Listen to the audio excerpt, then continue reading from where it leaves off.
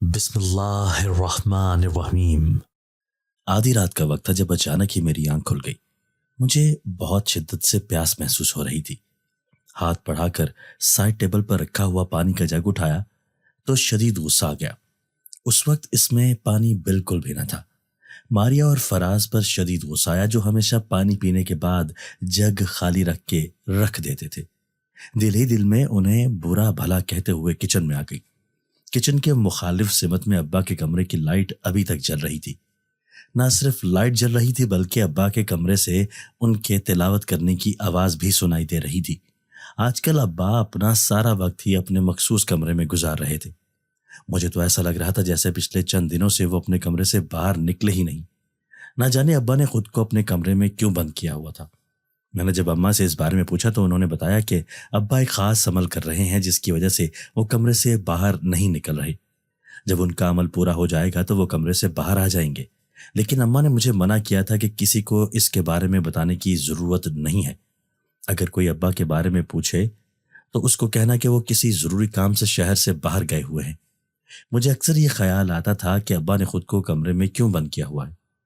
वो इस बंद कमरे में तन्हा क्या कर रहे हैं। उस वक्त भी पानी पीने के बाद मेरे जहन में ये ख्याल आया तो मैं ये जानने की कोशिश में अब्बा के कमरे के दरवाजे के करीब आ गई। अब्बा की तिलावत करने की आवाजें सुनाई दे रही थी। फिर अचानक ही मुझे ऐसा महसूस हुआ कि अब्बा कमरे में अकेले नहीं हैं, कोई और भी मौजूद है। मुझे बहुत हैरत हुई कि रात के इस पहर अब्बा के साथ कमरे में कौन हो सकता है। मैं आवाज पहचानने की कोशिश करने लगी। बहुत धीमी आवाज थी, सिर्फ बातों की खुसर पुसर की आवाज सुनाई दे रही थी। लेकिन क्या बातें हो रही थी ये समझ ना आ रही थी। अब्बा की आवाज में पहचान नहीं थी, लेकिन दूसरा शख्स कौन था वो मुझे समझ ना आई। बहुत अजीब और भद्दी सी आवाज थी, जैसे खाली कमरे में गूंजती हुई आवाज हो। फिर अचानक ही खामोशी छा गई। मैं उनकी आवाजों को सुनने में इतनी मसरूफ थी कि अचानक ही खामोशी होने पर घबराकर इधर उधर देखने लगी। ऐसा ना हो कि अब्बा कमरे का दरवाजा खोलकर बाहर आ जाएं और रात के इस पहर अपने कमरे के बाहर मुझे देखकर ना जाने क्या सोचें। मोहतात कदमों से चलते हुए कमरे की तरफ आ गई। कमरे के अंदर पहुंचकर दरवाजे को जल्दी से बंद कर दिया ताकि अगर अब्बा कमरे से बाहर निकलें भी तो उन्हें हम में से किसी पर शक ना हो। अम्मा, मारिया और फराज गहरी नींद सो रहे थे। मैं भी अपने बिस्तर पर सोने के लिए लेट गई, लेकिन मेरा जहन उलझा हुआ था। अभी तक कानों में वो अजनबी भद्दी आवाज गूंज रही थी। मैंने सोच लिया था कि अम्मा को इस बारे में जरूर बताऊंगी। ना जाने अब्बा के कमरे में कौन था। हम सब तो अपने कमरों में आराम कर रहे होते हैं, कोई अब्बा को नुकसान भी पहुंचा सकता है। मारिया और फराज के स्कूल जाने के बाद मैं अम्मा के साथ घर के कामों में मसरूफ हो गई जब अचानक ही दरवाजे पर दस्तक हुई। चचा और चची घर के दरवाजे से अंदर दाखिल हुए, जिन्हें देखते ही अम्मा गुस्से में आ गई। लेकिन उन्होंने उनके सामने अपने गुस्से का इजहार करने के बजाय खुशी का इजहार किया। बचपन से देखते आ रही थी, अब्बा और चचा की आपस में बिल्कुल भी न बनती थी। चचा बहुत परेशान और बीमार दिखाई दे रहे थे। चची की हालत भी बहुत खराब थी। दोनों को इस हाल में देखकर मुझे हैरत के साथ साथ दुख भी हुआ था। चची तो हमेशा बहुत अच्छे हुलिये में होती थी, लेकिन आज न जाने उन्हें क्या हुआ था। अम्मी ने उन्हें हाल में रखी हुई कुर्सियों पर बैठने के लिए कहा और मुझसे कहा कि मैं जल्दी से उनके लिए पानी ले आऊं। मैं किचन में आ गई, लेकिन मेरा ध्यान उन्हीं की तरफ था। जब मैं किचन से वापस आई तो चची अम्मा के सामने रोते हुए अपनी कहानी सुना रही थी। आजकल वो बहुत परेशान थे क्योंकि उनके घर में बहुत से अजीब वाकयात रूनुमा हो रहे थे। ऐसा लग रहा था कि कोई शैतानी मखलूक उनके पीछे लग गई है। घर में जब सब सो रहे होते हैं तो कोई इंतहाई ड्राउनी और तकलीफ देह आवाज से रोना और चीखना शुरू कर देता है। खाना बना कर रखें तो सारा खाना गायब हो जाता है। यहाँ तक कि एक रोज चचा जब सो रहे थे तो नजर ना आने वाली किसी मखलूक ने उन्हें बुरी तरह मारा पीटा और जख्मी कर दिया। इन सब वाकयात की वजह से बच्चे भी बहुत परेशान और सहमे हुए हैं। कुछ समझ नहीं आती कि उनके घर में क्या हो गया है। अम्मा बहुत हैरत और तवज्जो से उनकी बातें सुन रही थी। इसमें भला हम तुम्हारी क्या मदद कर सकते हैं? तुम्हें चाहिए था किसी पीर बाबा के पास जाओ और उन्हें सारे हालात के बारे में बताओ। हम तुम्हारी क्या मदद करें? चची की पूरी बात सुनने के बाद अम्मा ने लापरवाह अंदाज से जवाब दिया। अम्मा का रवैया मेरे लिए बहुत हैरत अंगेज था। इस मुश्किल घड़ी में हमें चचा और चची का साथ देना चाहिए था, जबकि अम्मा ने तो साफ इनकार कर दिया था। पिछले कुछ अरसे से कारोबार भी ना होने के बराबर है। ऐसा लग रहा है कि सब कुछ खत्म हो जाएगा। मेरे पास तो अब कुछ भी नहीं है। मैं किसी पीर बाबा के पास कैसे जा सकता हूँ? चचा ने इंतहाई बेबसी और दुखी लहजे से कहा, तुम तो जानते हो کہ تمہارے بھائی کا کوئی خاص کاروبار نہیں ہے، بہت مشکل سے ہم اپنا وقت گزار رہے ہیں۔ اب تم ہی بتاؤ کہ تمہاری کیا مدد کریں؟ باپ کے کاروبار اور گھر میں دونوں بھائیوں کا حصہ بنتا تھا، لیکن تم نے سب کچھ سنبھال لیا اور اپنے بڑے بھائی کو ایک پھوٹی کوڑی بھی نہ دی۔ اب مشکل وقت پڑا ہے تو بھاگتے ہوئے ہمارے پاس آ گئے ہو۔ ہم تو خود بہت مجبور ہیں، اتنی رقم نہیں ہے ہمارے پاس کہ تمہیں دیں، اور تم کسی روحانی بزرگ کو اپنے گھر لے آؤ جو تمہاری مدد کرے۔ اماں انتہائی کرخت اور تلخ لہجے سے بات کر رہی تھی۔ مجھے اماں کا یہ انداز پسند نہ آ رہا تھا۔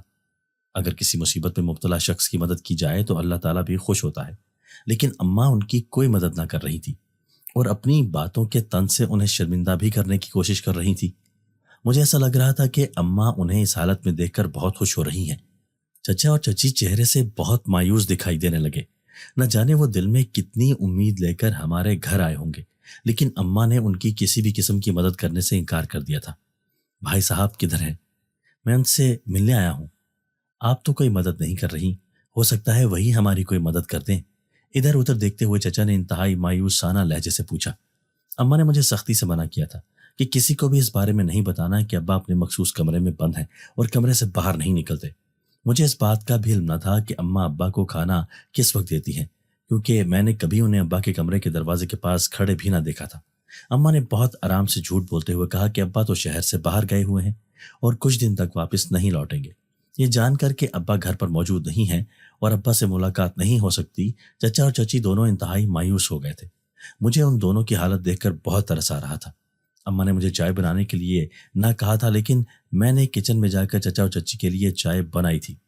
مجھے ایسا لگ رہا تھا کہ وہ اپنی ٹینشن میں کھانا پینا سب بھول چکے ہیں۔ چائے پینے کے بعد چچا اور چچی اللہ حافظ کہتے ہوئے گھر سے باہر نکل گئے۔ ان کے جانے کے بعد میں نے اماں سے ان کی مدد نہ کرنے کے بارے میں پوچھا تو اماں شدید غصے میں آ گئی اور مجھے ہی برا بھلا کہنے لگی۔ اب تمہیں اپنے چچا اور چچی کا دکھ لگ رہا ہے؟ اس وقت جب تمہارے چچا نے دھوکے سے ہمیں گھر سے باہر نکال دیا تھا اور پھر اس گھر پر قبضہ کر لیا تھا اور ہمیں دوبارہ اس گھر میں گھسنے بھی نہ دیا تھا، اس وقت تمہیں یا تمہارے چچا کو کوئی خیال نہ آیا تھا؟ اب انہیں مصیبت پڑی ہے تو ہمارے گھر بھاگتے ہوئے آ گئے ہیں۔ کیا تمہارے باپ کے پاس اتنی رقم ہے ان کی مدد کر سکے؟ اماں عادت کے مطابق انتہائی غصے میں بول رہی تھی۔ میرے ابا غریب نہیں ہیں اور نہ ہی ان کے پاس کسی چیز کی کوئی کمی ہے۔ اگر وہ اپنے چھوٹے بھائی کی مدد کر دیں گے تو انہیں کوئی فرق نہیں پڑے گا۔ اماں کے غصے کی پرواہ نہ کرتے ہوئے میں نے جواب دیا، میں نے جو کچھ کیا بالکل ٹھیک کیا ہے۔ مشکل وقت میں تمہارے چچا نے بھی ہمارے ساتھ یہی کیا تھا۔ اماں نے انتہائی پر اعتماد لہجے سے جواب دیا اور اپنے کمرے میں چلی گئی۔ چچا اور چچی کے جانے کے بعد بھی مجھے ان کا خیال آ رہا تھا، نہ جانے وہ کتنی مصیبت میں یا مشکل میں ہوں گے، لیکن اماں کو ان کی بالکل بھی پرواہ نہ تھی۔ میں نے سوچ لیا تھا کہ میں اماں کے اس رویے کے بارے میں ابا کو ضرور بتاؤں گی۔ میں موقع تلاش کر رہی تھی، جب اماں سامنے نہ ہوں تو میں ابا کے کمرے کا دروازہ کھٹکھٹاؤں اور ان کے باہر آنے پر انہیں اس بات کی خبر دوں کہ چچا اس وقت سخت مصیبت میں ہیں۔ اماں نے جب مجھے ابا کے کمرے کے سامنے کھڑے دیکھا تو انتہائی غصے سے مجھے پکارا، تم کیا سمجھتی ہو؟ مجھے اس بات کی خبر نہیں ہے کہ تم کیا کرنا چاہ رہی ہو۔ اپنے باپ کو ڈسٹرب کرنے کی کوئی ضرورت نہیں ہے، وہ اس وقت بہت ضروری عمل کر رہے ہیں۔ ایسا نہ ہو کہ تمہارے ڈسٹرب کرنے کی وجہ سے کسی مشکل میں پھنس جائے۔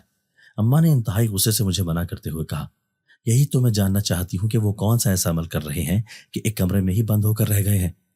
اماں سے کچھ فاصلے پر کھڑے ہوتے ہوئے میں نے حیرت بھرے لہجے سے پوچھا، تمہارے ابا سورج جن کی تلاوت کرتے ہیں، اس کے ذریعے وہ جنات کو اپنے قابو میں کرتے ہیں اور پھر اپنا کام نکلواتے ہیں۔ ایسا نہ ہو کہ تمہاری وجہ سے ان کا عمل الٹا ہو جائے اور وہ اپنا ہی نقصان کر بیٹھیں، پھر تمہارے پاس پچھتاوے کے سوا کچھ نہ ہوگا۔ اماں نے مجھے سمجھاتے ہوئے کہا، لیکن ابا کے بارے میں اماں نے جو کچھ کہا تھا اسے سن کر تو مجھے زمین و آسمان گھومتے ہوئے محسوس ہو رہے تھے۔ میں سوچ بھی نہ سکتی تھی کہ ابا ایسا کام کرتے ہیں۔ میں تو ہمیشہ سے یہی سوچتی تھی کہ ابا بہت عبادت گزار ہے، اس لیے کمرے کا دروازہ بند کر کے عبادت میں مصروف رہتے ہیں، لیکن یہاں تو معاملہ ہی کچھ الٹ تھا۔ ابا ایسا کیوں کرتے ہیں؟ انہیں ایسا نہیں کرنا چاہیے۔ اماں کی طرف دیکھتے ہوئے میں نے انتہائی بے بسی سے کہا، کیا مطلب ہے؟ وہ کیا کرتے ہیں؟ کسی کا قتل کرتے ہیں؟ کسی کا حق مارتے ہیں؟ یا ان کی وجہ سے کسی کو تکلیف پہنچی ہے؟ اب تم خود ہی مجھے بتا دو کہ انہوں نے کیا کیا ہے جو چاہتی ہو کہ وہ ایسا نہ کریں۔ میری بات سن کر اماں حسب عادت پھر غصے میں آ گئی تھی اور کچھ بھی سوچے سمجھے بغیر بولے جا رہی تھی۔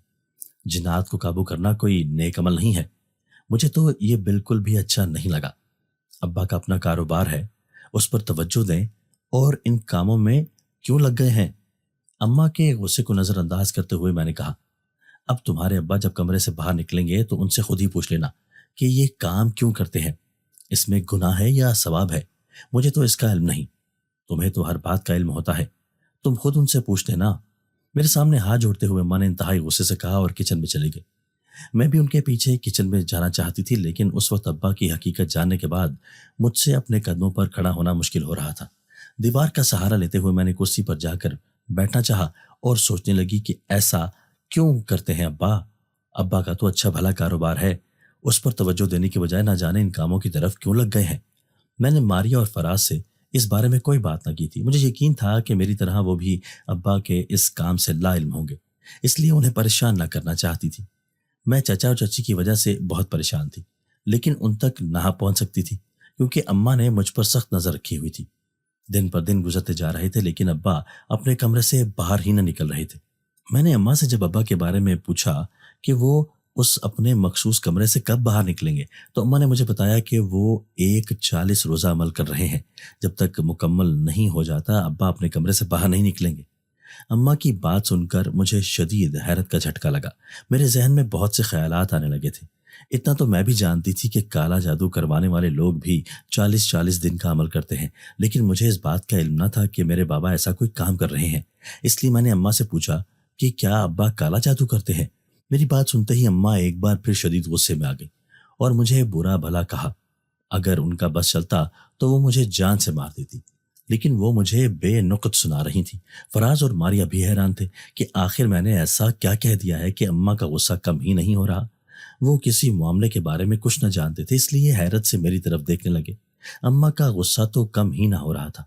उन्होंने मुझे सख्ती से हुक्म दिया कि मैं उनके सामने भी ना आऊं, वरना वो मुझे जान से मार देंगी।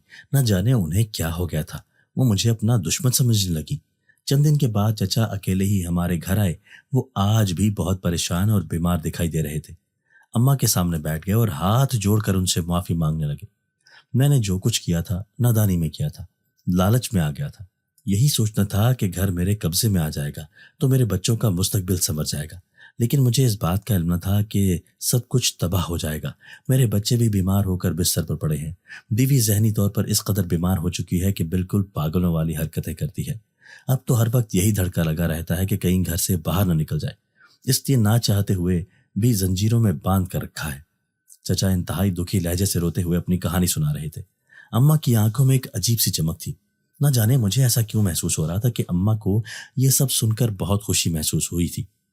अब हम क्या कर सकते हैं, तुम्हारे लिए दुआ ही कर सकते हैं, वो तो हम कर ही देते हैं, लेकिन तुम अपनी बीवी का और बच्चों का इलाज करवाओ, किसी अच्छे से अस्पताल में ले जाओ, अल्लाह करेगा सब ठीक हो जाएगा।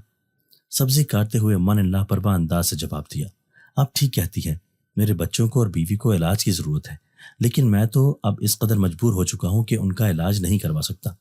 आपको तो बताया था ना कि मेरा कारोबार बिल्कुल तबाह हो चुका है। मेरे पास जितना भी सरमाया था कारोबार को बचाने में लगा दिया, लेकिन सब डूब गया, मेरे हाथ कुछ नहीं आया। अब मेरे पास इतनी रकम भी नहीं है कि मैं अपने बच्चों का और बीवी का इलाज करवा सकूं। चचा ने इंतहाई बेबसी और अपने हालात के बारे में बताया। अम्मा उन्हें झूठी तसल्लियां देती रहीं, लेकिन एक बार भी उनकी मदद करने के लिए हामी न भरी। जाते वक्त चचा बहुत मायूस दिखाई दे रहे थे। मैं उन्हें दरवाजे तक छोड़ने के लिए आई और चुपके से कुछ रकम उनके हाथ पर रख दी। मैंने कोशिश की थी कि अम्मा या कोई भी मेरी इस हरकत को देख न सके, और मैं इसमें कामयाब भी हो गई थी। अब्बा के अमल के 40 दिन पूरे हो गए, तो रात के वक्त जब अब्बा कमरे से बाहर निकले तो बहुत खुश दिखाई दे रहे थे। हम सब भी अब्बा को देखकर बहुत खुश हुए। रात देर तक हम सब घर वाले इकट्ठे ही बैठकर बातें करते रहे। मैं अब्बा से चचा के बारे में बात करना चाहती थी, लेकिन अम्मा के सामने उनसे कोई बात न कर सकती थी। मैं जानती थी कि मेरी बात सुनते ही वो गुस्से में आ जाएंगी। जिंदगी मामूल पर आने लगी थी। अब्बा सुबह सवेरे ही अपने ऑफिस चले जाते और शाम को वापस आते, लेकिन वो अपने मखसूस कमरे में ही सोते थे। जब मैंने अम्मा से पूछा कि वो हम सबसे अलग क्यों रहते हैं, तो अम्मा ने मुझे बताया कि वो रात में सूरज इनकी तिलावत करते हैं। जिन जिन्नात को अब्बा ने काबू में किया हुआ है वो तिलावत सुनकर बहुत खुश होते हैं, इसलिए अब्बा रात अपने कमरे में गुजारते हैं। वो हमें डिस्टर्ब नहीं करना चाहते, इसलिए हमसे अलग रहते हैं।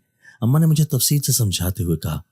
एक बात की मुझे समझ ना आ रही थी कि अब्बा, हमारा कारोबार इतना अच्छा जा रहा था, किसी चीज की कोई कमी ना थी, फिर अब्बा को ये सब करने की क्या जरूरत थी।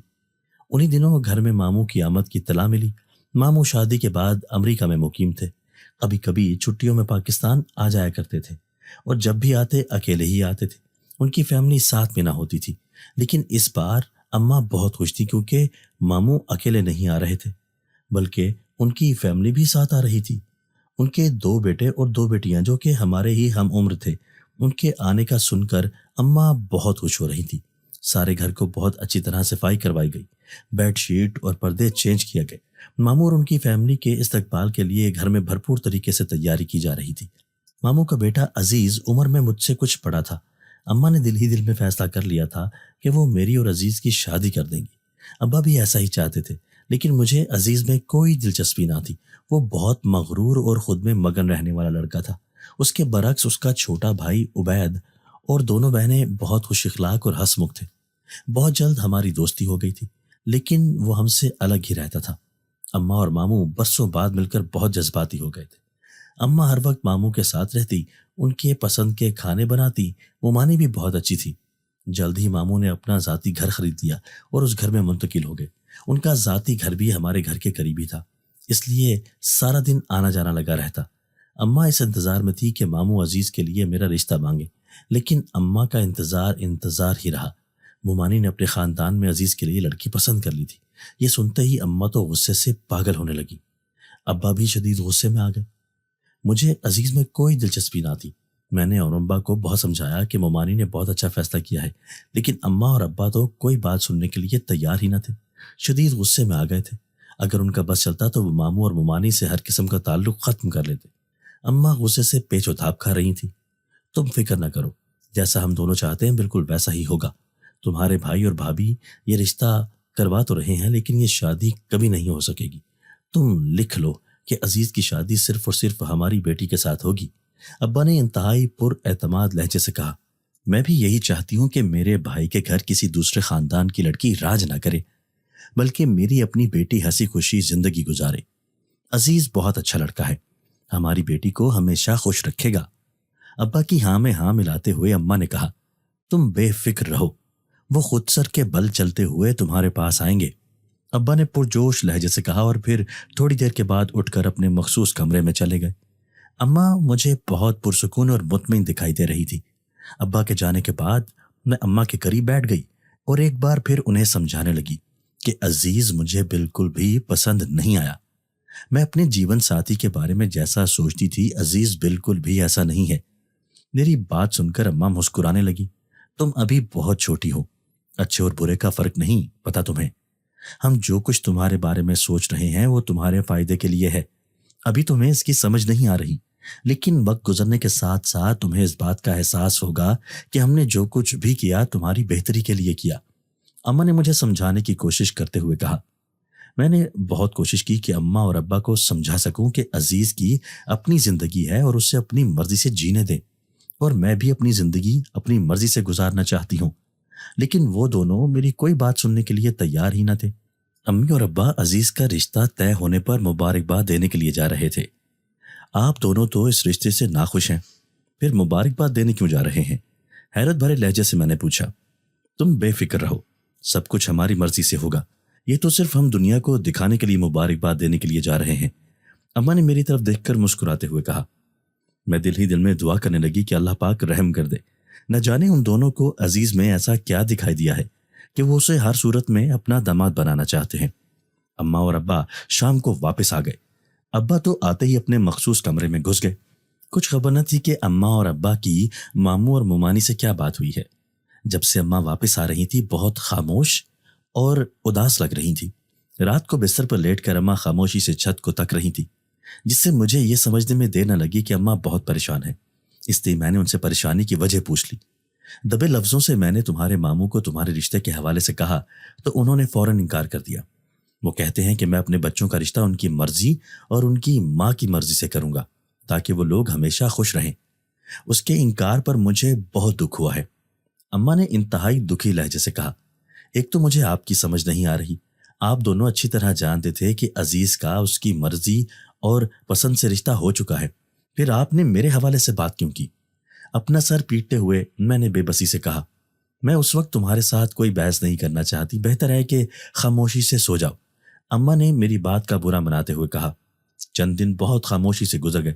ابا اپنے کمرے سے باہر نہ نکلے تھے۔ ان کے کھانے پینے کا خیال اماں خود ہی رکھ رہی تھی۔ چچا ایک بار پھر ہمارے گھر مدد کے لیے آئے، لیکن اس بار اماں نے ان سے ملنا بھی گوارا نہیں کیا اور کمرے میں لیٹی رہیں۔ ایک بار پھر ابا سے بھی ان کی ملاقات نہ ہو سکی۔ میں چاہتے ہوئے بھی انہیں ابا کے بارے میں کچھ نہ بتا سکی تھی۔ چچا بہت پریشان تھے۔ ان کے گھر میں فاقے تک نوبت آ گئی تھی۔ وہ خود بھی اور ان کے بچے بھی بیمار تھے۔ سب الگ الگ بیماریوں میں مبتلا ہو چکے تھے۔ چچا کے حالات جان کر مجھے بہت دکھ ہوا تھا، لیکن میں بہت مجبور تھی۔ ان کی کوئی مدد نہ کر سکتی تھی، لیکن میں نے چچا سے وعدہ کیا کہ ابا کو ان کے بارے میں ضرور بتاؤں گی اور ابا کو ان کے گھر بھی لے کر آؤں گی۔ چچا کے جانے کے بعد بھی میں بہت دیر تک ان کے لیے دعائیں کرتی رہی۔ اللہ تعالیٰ ان پر اپنا رحم و کرم کر دے۔ ابا 3 روز تک اپنے کمرے میں ہی بند رہے۔ آج تمہارے ابا کمرے سے باہر آ جائیں گے، اس لیے اچھا سا کھانا تیار کرو، کیونکہ اپنے خاص عمل کے دوران بہت کم کھانا کھاتے ہیں۔ شام کے وقت اماں نے مجھ سے کہا۔ میں نے ابا کی پسند کا کھانا تیار کیا۔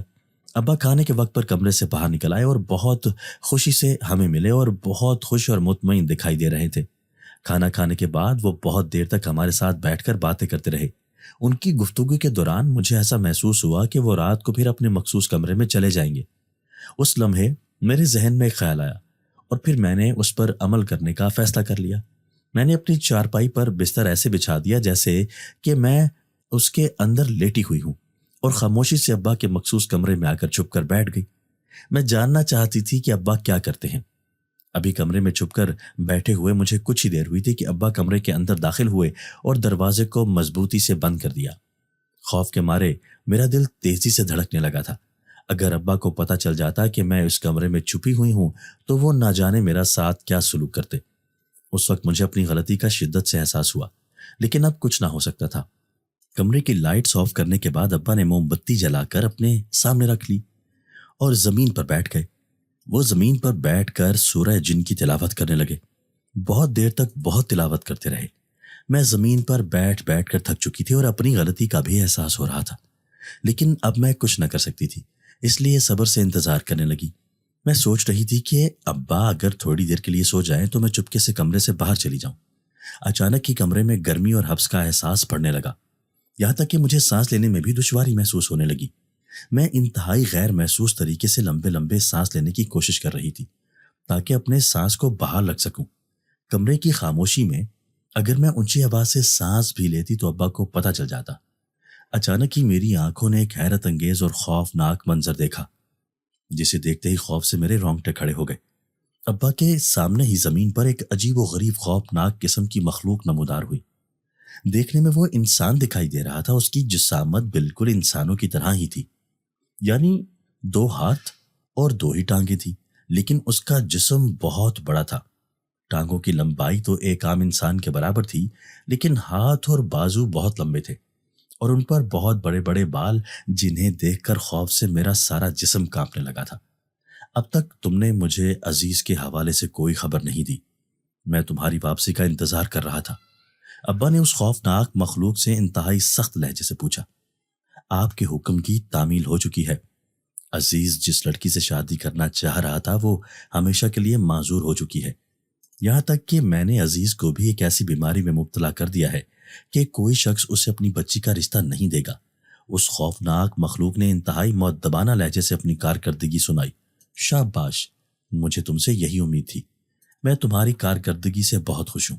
تم نے میرے چھوٹے بھائی معروف سے بھی بہت اچھا انتقام لیا۔ ابا نے خوشی سے بھرپور لہجے سے اس کی تعریف کرتے ہوئے کہا۔ میرے لیے تو آج انکشافات کا دن تھا۔ ابا کی اصلیت کھل کر میرے سامنے آ رہی تھی۔ اپنی تعریف سن کر وہ خوفناک مخلوق کسی معصوم بچے کی طرح مسکرانے لگی۔ بس تم نے معروف اور عزیز کو اس قدر مجبور کر دینا ہے کہ وہ سر کے بل چلتے ہوئے میرے پاس آ جائیں اور میرا ہر حکم ماننے کے لیے تیار ہو جائیں۔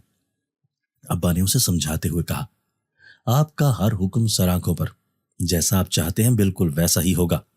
کسی فرما بردار غلام کی طرح اس خوفناک مخلوق نے سر جھکا کر کہا، تم بے فکر رہو، میرا کام مکمل ہو گیا تو تمہیں بھی انعام دیا جائے گا۔ میں نے تمہارے لیے بکرے کا آرڈر دیا ہوا ہے، صرف اپنا کام مکمل ہونے کا انتظار کر رہا ہوں۔ ابا نے اسے انعام کا لالچ دیتے ہوئے کہا، جس پر وہ خوشی سے مسکرانے لگا۔ سب کچھ آپ کے حکم کے مطابق ہو رہا ہے، لیکن عزیز کی ماں راستے کی رکاوٹ بن رہی ہے، اس کے بارے میں کیا حکم ہے؟ اس مخلوق نے ابا سے مشورہ طلب کیا۔ ابا نے جو کچھ اس سے کہا تھا وہ سننے کے بعد مجھے کچھ ہوش باقی نہ رہا تھا۔ میں سوچ بھی نہ سکتی تھی کہ میرے ابا اتنے سنگ دل اور ظالم بھی ہو سکتے ہیں۔ اگر عزیز کی ماں تمہارے راستے کی رکاوٹ بن رہی ہے تو اسے راستے سے ہٹا دو، اس کے علاوہ وہ ہمارے پاس تو کوئی حل نہیں ہے۔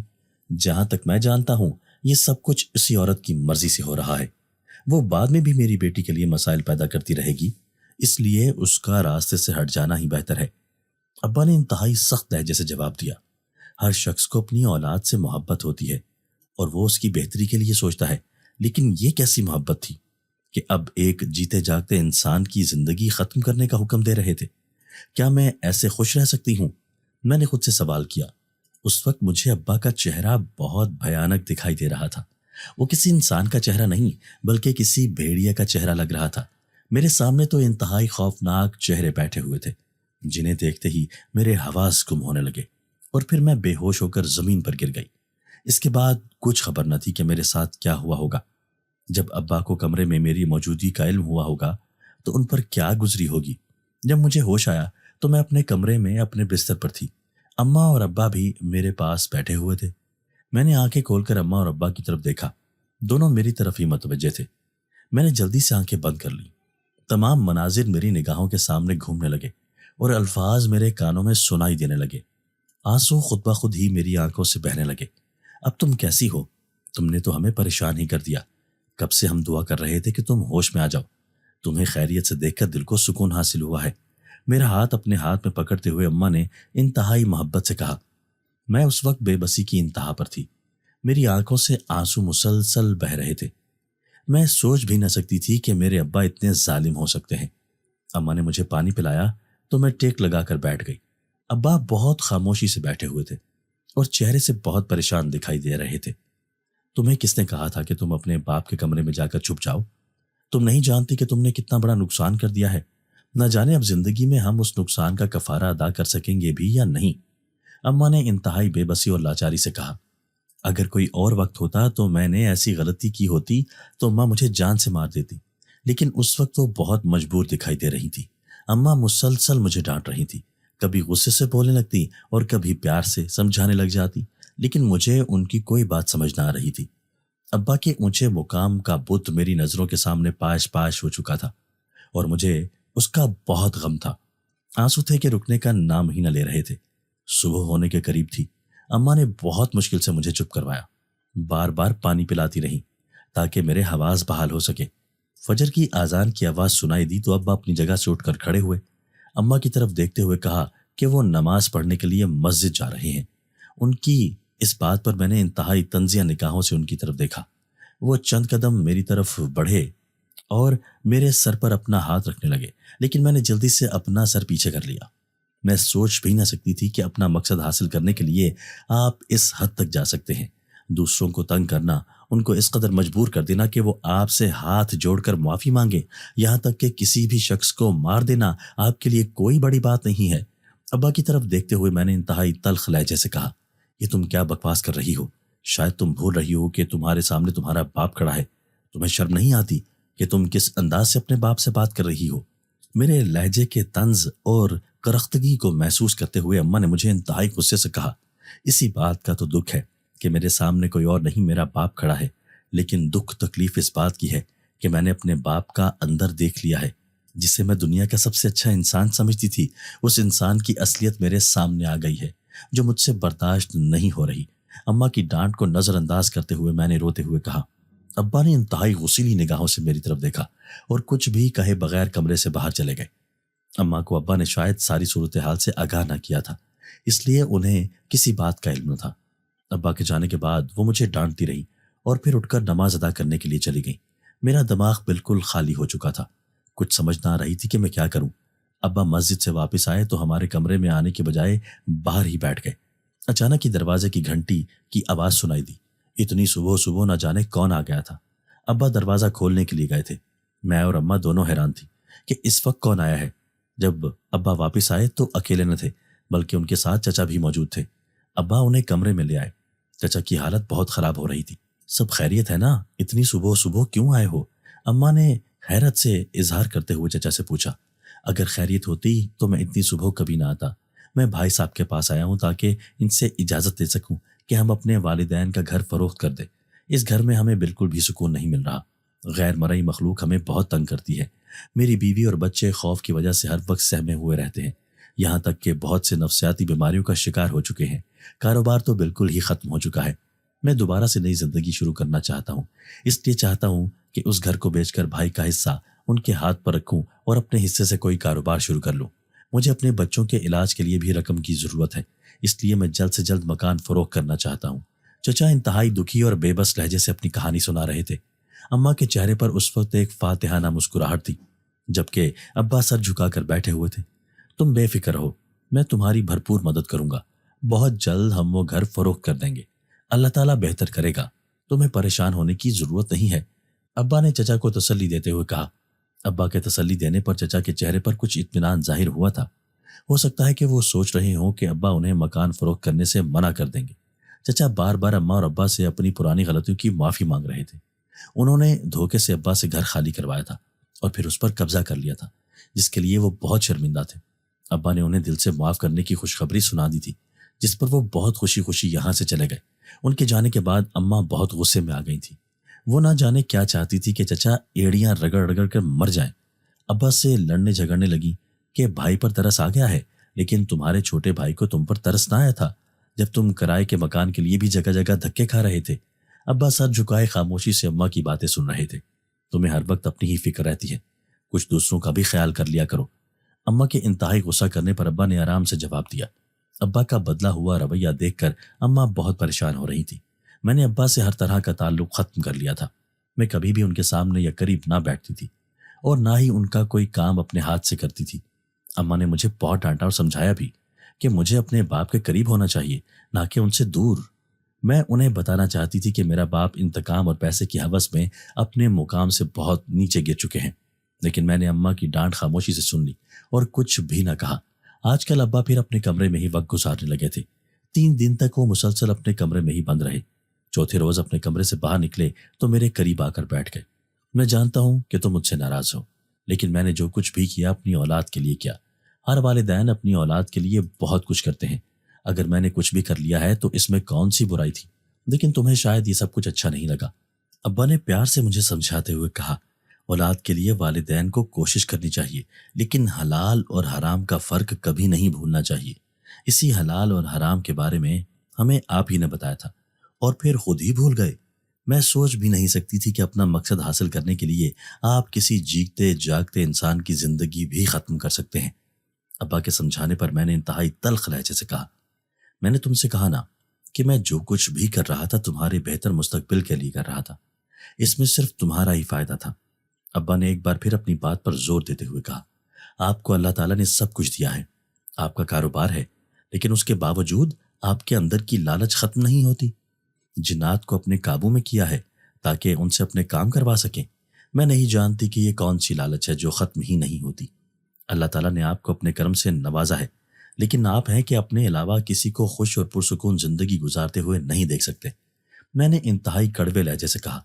मैं जानती थी कि सच हमेशा बुरा लगता है, लेकिन अब्बा खामोशी से मेरे उस कड़वे लहजे को भी बर्दाश्त कर गए, जबकि अम्मा उस वक्त शदीद गुस्से में दिखाई दे रही थी।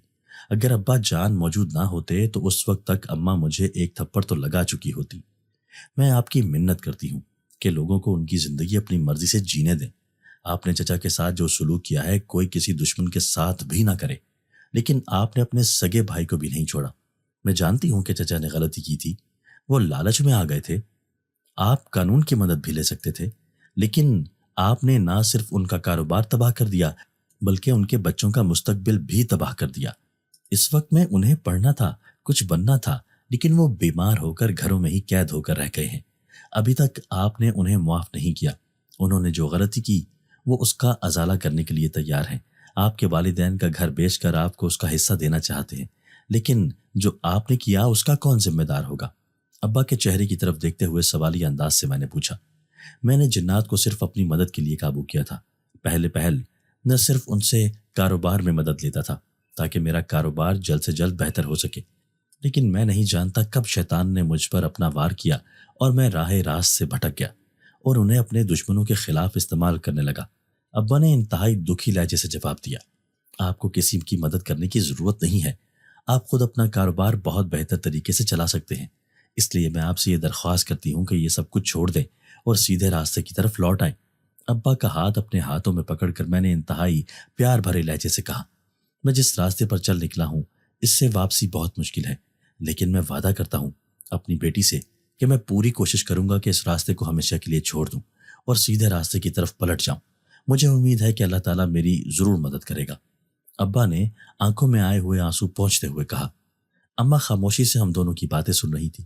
ارے یہ تو پاگل ہو چکی ہے، اس کی باتوں پر دھیان مت دو، اس کے کہنے پر آ کر اپنا ہی کچھ نقصان نہ کر بیٹھنا۔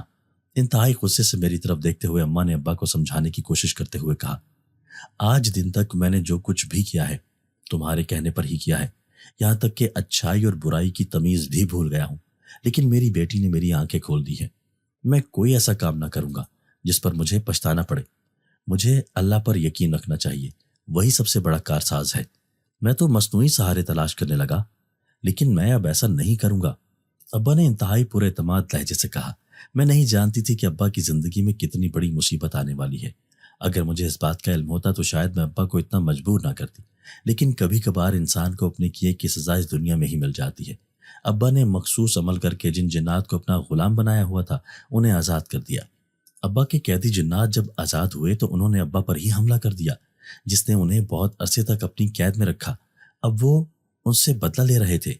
صبح جب ہم سب کی آنکھ کھلی تو ابا کے کمرے کا دروازہ کھولا ہوا تھا اور ابا کمرے کے درمیان میں بے ہوش پڑے ہوئے تھے۔ ابا کے جسم پر زخموں کے نشان تو نہ تھے، لیکن کچھ ایسا ضرور تھا جس نے ہم سب کو پریشان کر دیا تھا۔ ابا کو جلدی سے قریبی ہسپتال پہنچایا گیا۔ چیک اپ کے بعد پتہ چلا کہ ابا پر شدید قسم کا فالج کا اٹیک ہوا ہے اور اب وہ اپنی مرضی سے حرکت بھی نہیں کر سکتے۔ یہ جان کر مجھے بہت دکھ اور افسوس ہوا۔ میں نے کبھی سوچا بھی نہ تھا کہ ابا کو ایک معذور اور لاچار انسان کی طرح زندگی گزارنی پڑے گی، لیکن یہ شاید ان کے گناہوں کی سزا تھی۔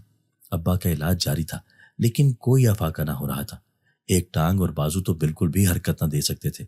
اپنی بے بسی اور لاچاری پر اکثر ان کی آنکھوں سے آنسو بہتے ہوئے دکھائی دیتے۔ وہ نہ صرف اپنی مرضی سے حرکت کر سکتے تھے بلکہ زبان سے کوئی لفظ بھی ادا نہیں کر سکتے تھے۔ انہیں اسی حالت میں دیکھ کر مجھے ایسا لگتا تھا جیسے اس سب کی ذمہ دار میں ہوں۔ ابا کو ہسپتال سے گھر بھیج دیا گیا تھا، لیکن ان کی حالت میں کوئی فرق نہ آیا تھا۔ وہ معذور ہو چکے تھے۔ اماں نے ان کے علاج کی بہت کوشش کی، یہاں تک کہ ایک روحانی بزرگ کو بھی گھر پر بلا لیا۔ ابا کی حالت دیکھ کر مجھے بہت افسوس ہوتا تھا، لیکن ایک بات کی تسلی تھی کہ وہ راستے سے بھٹک چکے تھے، لیکن انہوں نے اس راستے کا انتخاب کر لیا تھا جو کہ سچائی کا راستہ تھا۔ ایک بیٹی ہونے کے ناطے میں نے پوری کوشش کی تھی کہ میرے ابا گناہوں کی دلدل سے باہر نکل آئے، اور پھر اس میں کسی حد تک کامیاب بھی ہو گئی تھی۔ مجھے اللہ تعالیٰ کی ذات پر پورا بھروسہ تھا کہ وہ ابا پر اپنی رحمت کی بارش ضرور برسائیں گے، کیونکہ جو رب کی طرف لوٹ کر آتا ہے اللہ تعالیٰ اسے کبھی تنہا نہیں چھوڑتا۔ دوستو، اگر آپ کو آج کی ہماری یہ ویڈیو پسند آئی ہے تو اسے لائک کیجئے اور اسے اپنے پیاروں کے ساتھ شیئر ضرور کیجئے گا۔